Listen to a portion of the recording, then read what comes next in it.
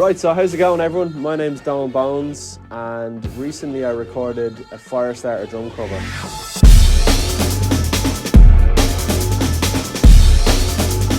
It started as a bit of fun. I was like, I wonder if I could kind of play this tune in one take, one performance, while still trying to emulate the sounds and the grooves on the track.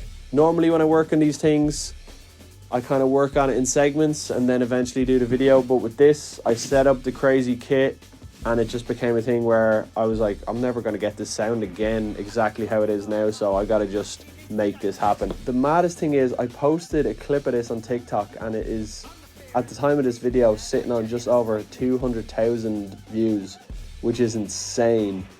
So I thought it'd be cool to post this video and kind of show you that. For that little few seconds clip, there was a lot of time and effort that went into this. Response has been amazing though. Everyone that has supported it, thank you so much. I took out my iPhone and started documenting it along the way, so here it is. Hope you enjoy. So this is the start of the Firestarter drum kit build. When I say start, I've been at this for a few hours. I started last night and I'm putting together a bit of a crazy kit to try and get this sound. So what I have here is a side snare that I'm using with a kick pedal. I've got this really small vintage Premier kick that I got years ago, and I have a slave double pedal that's operating that, so I can go. And then I have my 90s Rockstar Tama kick with the front head wide open.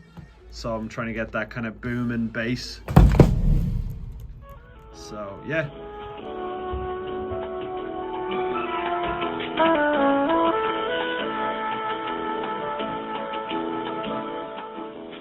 So here's the current state of the kit. I've decided to take the foot snare and put it on my left because just the pedal jumping was just too challenging. So I'm thinking if I have it on my left, and try and clamp down the hi-hats really tight. But now I'm kind of feeling, basically the reason I have this kick is there's the kind of big booming kick and then the drier kick. So I want to do something like that, but I'm finding going right to left, it's kind of awkward. I feel I could probably go the opposite way, so I might flip the kick drums around. But yeah, I've also added another snare up here. I've added my Tama micro snare and a 16-inch HHX Evolution. I love this cymbal. I got it used, and if you see, it's kind of like warped. It's kind of warped, and it's like a little bit trashy, and it's really tight and super thin, so it like sounds really good with electronic music.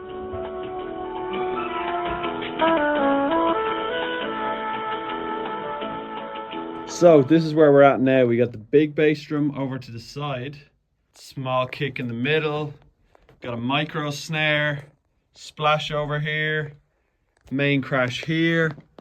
We got the slave pedal, which is linked up to the big kick. Yeah, we're getting somewhere, slowly but surely.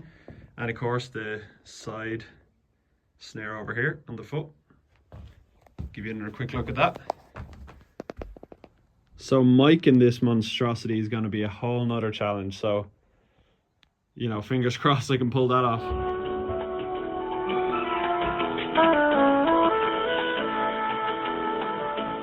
So I've changed the back. First of all, I think the kick sounds better here, but also I can get the pedals closer together. I think it's because of these old school spurs. I couldn't really get the pedals that close, and I need to go really quickly. Actually, the kick just sounds so much better. That is really strange. It's like, it's obvious it's acoustics, but where you put something in the room drastically affects the sound. Yeah, I guess I'm in the corner of the room, so that's gonna emphasize the low end, but yeah, really interesting. I'm trying to figure out this groove, like the full groove that's in the song. I'm trying to figure out the groove, and this is my approximation of it.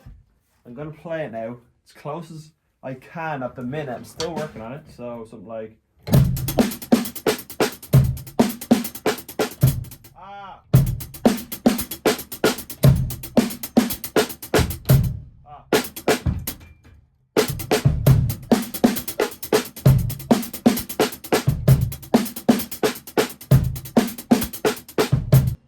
still needs work, but I need to go on the kicks. That's what I'm hearing in the track anyway. It's probably a little overkill, but we're going to try it.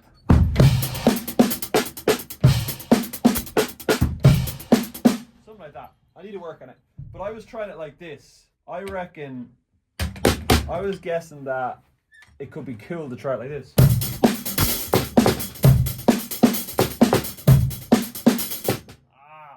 Try to do some Thomas Lang shit. I need Thomas Lang to play this groove. So I'm doing it like this instead.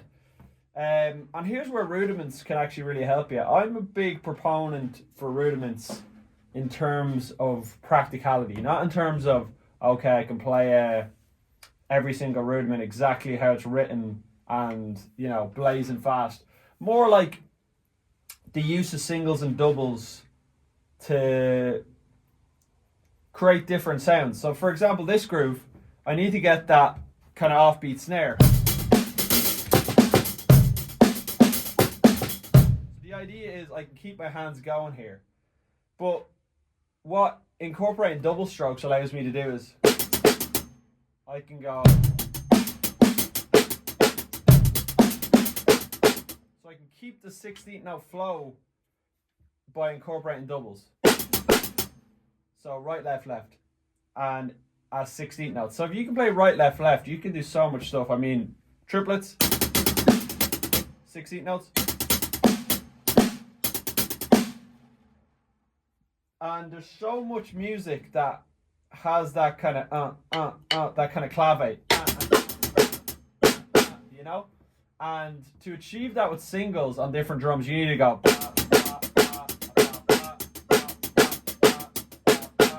Whereas with doubles, you can go.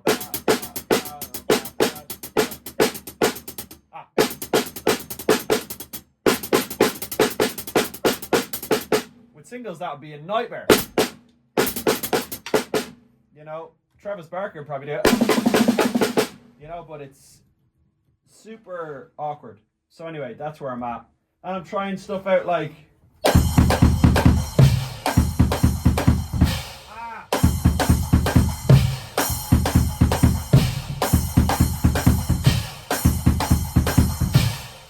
Kind of works. I'm getting there.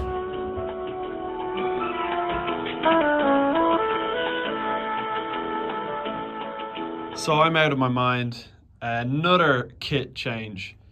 So I've started miking things up and I've got the 421 for the kind of mids, and then I've got the Audix D6 for the subs. So I'm actually cranking 60 hertz into my Heritage Audio 1073 clone. So you see here I'm cranking 60 hertz. I'm also driving the pre a lot. I'm distorting the kick a little bit going in because it's kind of giving me that sound I'm after. And I've noticed when analysing the frequency spectrum on the track that there's a 200 hertz in the kick, which is actually genius. That's probably what makes it cut on like phone speakers and stuff. So I'm actually using the 421 for that 200 hertz kind of sound. I've actually got the smaller kick over to the left. I've kind of been changing snares and trying to get the right sound. So now I'm gonna try practice a little bit more the groove, get it roughly where I need it to be.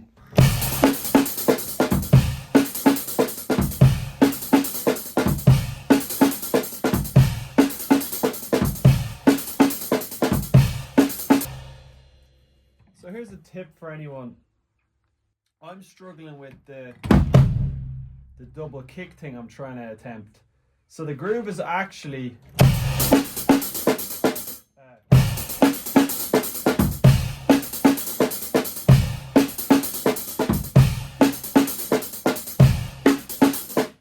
every second one. But for now, I'm actually just going to play it each time because I want to get the reps in with the hard part.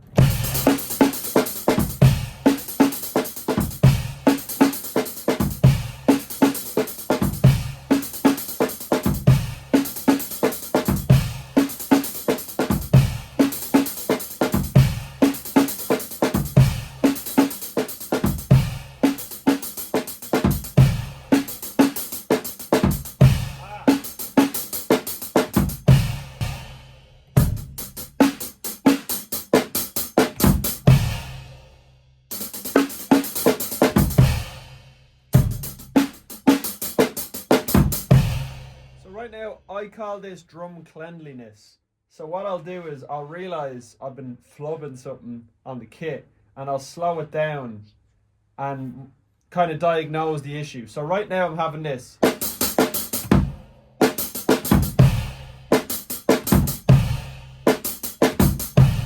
issue is on that second double, that's where the first kick falls.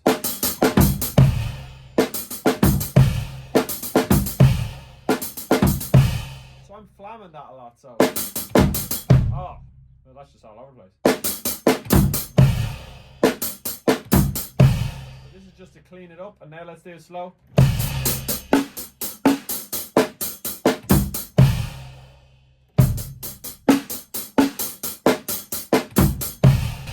Even just knowing that, I feel more confident playing the groove. Now I still have a bit to go, but it's getting there, it's getting there. Right, so yesterday I had to go off teaching, so we're on day 3 now of the Firestarter drum sound. And the kit keeps changing, but I think we're getting there, so yeah, let's do it. So I'm going to practice a little bit more and then hopefully get into some takes shortly. Get the video stuff all set up and then get into some takes. Just going to work on this groove for a little bit with the song and also get the structure because there's some weird parts. And trying to get everything in one and like play everything as one is pretty, yeah, it's not practical. But yeah, this song wasn't written or played by a drummer, so it definitely has its challenges, but this is a lot of fun to work on. So I've got the micro snare over here now because logistically it makes more sense. And the splash is back over here. Everything keeps changing, but it's to try and get it all in one. I've got hats over here. I don't know if I've shown them yet. That's for the kind of little refrains, little kind of breaks. That kind of sound. Because I have these hats clamped down tight. I just forced them down and tightened it. They're pretty good actually. I actually didn't realize you could get your hats that tight with just a clutch. I just kind of forced them down. So that's pretty good. And yeah, one of the tricky parts is that outro. But I think this kick setup is going to allow me to do it. So it's kind of like...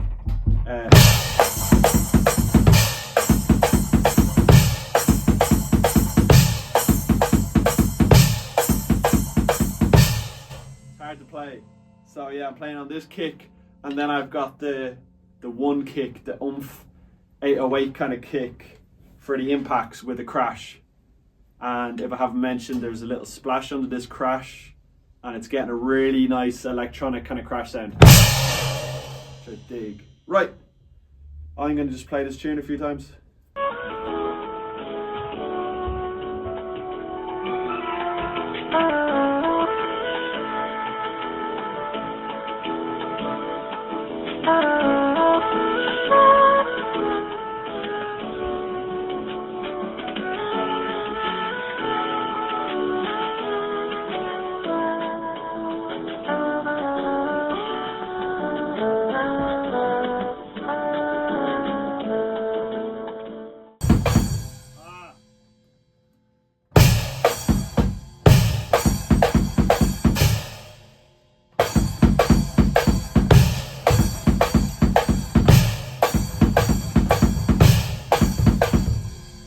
So I'm trying to figure out how to play the groove in the song that's... But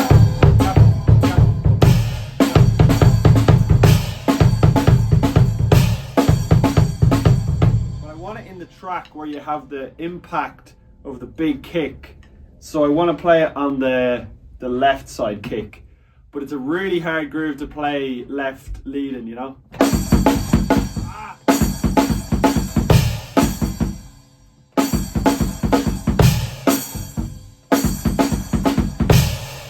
So, what I'm trying to do is, I'm more used to playing double kick if I'm using the left foot. So I might try and use that to my advantage. I'm going to try, because it's all offbeat on the left foot, I'm going to try and play double kick, so...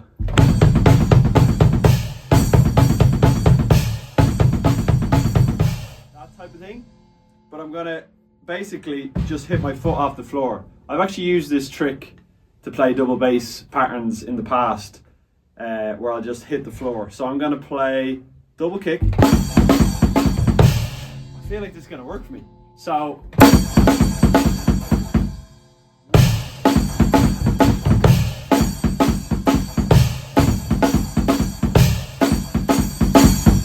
think I cracked it. Yes. Okay, this is gonna work, I hope. I'm gonna try and practice the whole song now. So this is the final kit. I want to take you around it a bit. So got an Audix D6 and a 421 on the big boom kick drum, the 808 kind of kick. And then we've got a 12-inch snare here, a 6-inch snare. We've got a little 20-inch vintage Premier kick with a D112. SE8 on the hats, got an SE8 on the Crash. So the Crash is interesting actually because it's got a splash under it. So it gives you this kind of short electronic trashy kind of crash. I've got some Super Zins, some vintage Super Zins, and that's just in the kind of breaks. I've got a 10-inch splash, it actually belongs to my mate Alan, that I need to get back to him. So Alan, cheers for that. It sounds really good for this. It's kind of for the crazy outro. For the outro, got like vintage bomber beater on the kick, helping with that kind of big sub. Like listen to that, that's the drum just making it on its own. And then a dryer kick here. Got my Birch Superstar 13x6 snare, and that's the main snare, playing off these two snares, and then the kind of micro snare comes in for like the little breaks and stuff. And yeah, MXL V67Gs in a kind of Glyn Johns / Recorderman setup. I've just been liking those recently. Again, they kind of, I think, are going to work nicely with the SEs on the close mics. Okay, what else? I also got my R144 ribbon mic as the room. So it's actually, here's the null of the mic. So the mic's actually picking up figure 8. So it's picking out from here and out from here.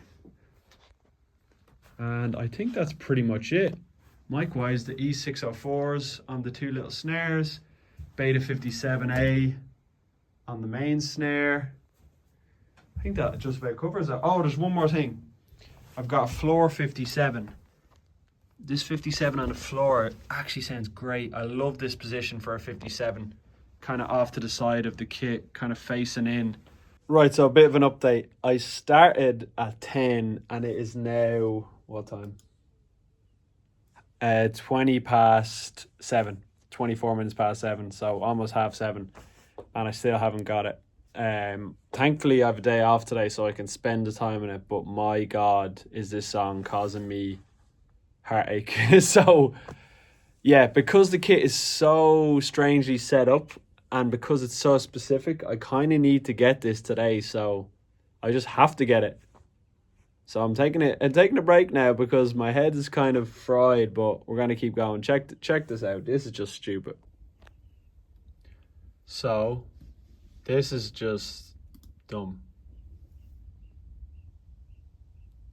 That's not right. That's not okay.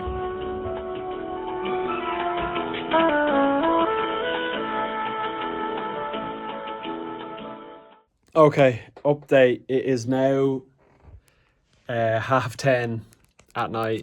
The studio kind of needs to function as normal tomorrow, so I'm going to get up in the morning and do about 2 hours more of takes, and fingers crossed I can get it. I feel like I'm close. I was like, there I started to crank up the music and I was like getting into it, and weirdly that was like working, but I don't know if it's good for my hearing. Well, obviously not, but yeah, this is painful, but yeah, fingers crossed tomorrow we get this. Fingers crossed.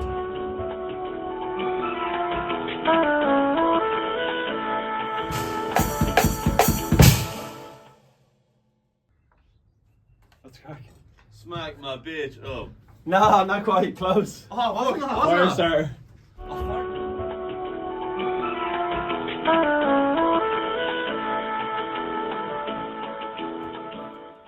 Okay, update. It is day 4. I managed to keep the kit the same between teaching and the rehearsal. So I managed to keep the setup, nothing has changed. And now I'm just going to try and do a few more takes. And if I don't get better than what I have, that is what it is. So we'll see. Okay, let's do it.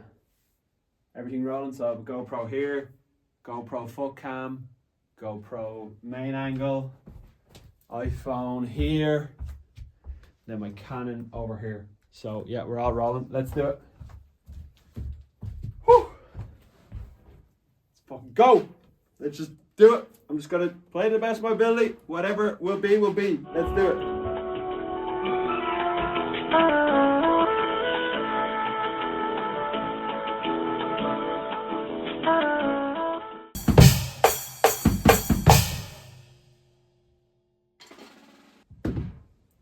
Game's gone.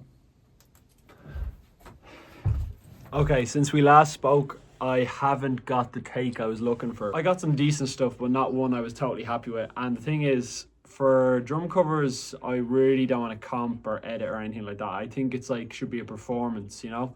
When it comes to recording, that's totally different. Like in the studio, it's like comp, you know, as much as possible if you need to get the performance. But in terms of like YouTube and stuff like that, I feel it's like it should be a performance, you know? So I think I've ironed out the kinks. It's mainly that last section. It's so hard. Yeah, it's really difficult. Especially the way I'm playing it, because I'm playing it with my left foot to get the and the big bass. So yeah, I've been ironing out this morning and I think we're in a good place. So I'm feeling confident. Let's get this final take. I have no idea what take number I'm on at the minute. So I'll show you that when I'm finished. But this has been ridiculous. Normally, the covers that I work on don't have an elaborate setup like this. It could be like, okay, I'll come back and do that again. And you know, all I have to do is change the snare or change a few cymbals. Whereas this is like, I've created an entire drum sound and kit for this song. So I'm just like determined to get it the way I want. And there's been so many times in this process where I've been like, no, I have to get my normal kit back. I've kind of got away with keeping this crazy kit in the studio and making it fit around my work. So anyway, with that long spiel over, today I'm feeling confident. Let's get this final take. Let's get this final take.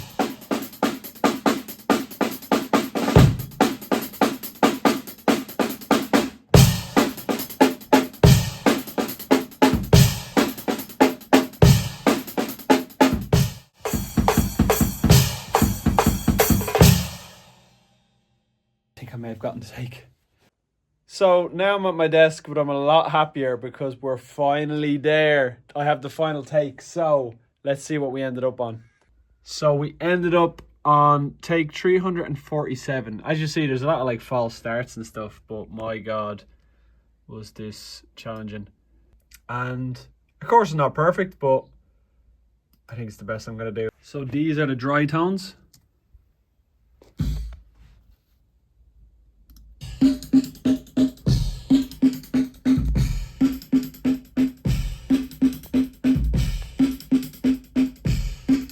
So I actually didn't think I'd get to the point where, if you look here, I've got the video edited. It's actually done. Quite a journey. I've really enjoyed it. There was highs, there was lows. And yeah, it was just a mad experience. So hope you enjoy it and thanks so much for watching.